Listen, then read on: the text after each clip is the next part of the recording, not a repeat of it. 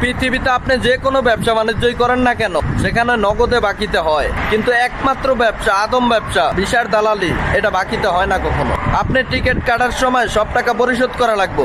সব টাকা পরিশোধ করলে তারপরে আপনি বিমানে ওইটা বিদেশে আসতে পারবেন। এছাড়া অন্যান্য যত ব্যবসা আছে সবকিছুতে হয়তো আত্মীয় স্বজন, ভাই বেড়াদার সবাইকে একটু না একটু বাকি দেওয়া লাগেই। আপনি যতই বলেন যে বাকিতে বিক্রি করি না, আপনার একটা বন্ধু আইলে বা আপনার একটা কাজিন আইলে না দিয়ে পারবেন। একমাত্র বিদেশ আসলে আপনার কোনো এক টাকাও বাকি রাখবো না। যারে দিয়ে আসেন সবাই সম্পূর্ণ টাকা নেওয়ার পরে আপনারা আনবো। কিন্তু এরপরেও আমরা বুঝি না যে কেন আগে সব টাকা লয়ে যায়। আমরা দেশ থেকে বিদেশটারে যেরকম মনে করি, আসলে বিদেশে এরকম না। এটা সম্পূর্ণ অন্যরকম একটা জায়গা।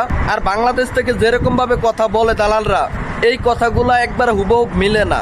অনেক সময় দেখা যায় যে কন্ট্রাক্ট পেপার আগে দিয়ে দেয়, কিন্তু বিমানে ওঠার পরে বইলা দেয় যে এগুলা সব বুকা। এখানে আসার পরে কইতে আছে যে এগুলা ভুলিয়া যাও। এখন আমরা যেটা বলবো এটাই সঠিক কথা।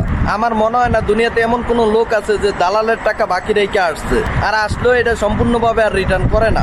এটা দালালরাও জানে, এই কারণে আগে টাকাটা লয়ে নেয়। যেই কোনো একটা গাবলা তো আসছি, এটা কিন্তু আমরা দেশে থাকতে বুঝি না। দেশে থাকতে এটা মনে করি যা হয় ওই বই, অমুকের ছেলে গেছে, আমার মতো শিক্ষিত না, আমার মতো এত চালাক চতুর না, ভালো মতো কথা বলতে পারে না, হে লাখ লাখ টাকা কামাইতে আছে, বিল্ডিং করতে আছে, দেশে আসতে আছে কয়েকদিন পর পর, মোটরসাইকেল নিয়ে ঘুরতে আছে, বিয়ে করতে আছে।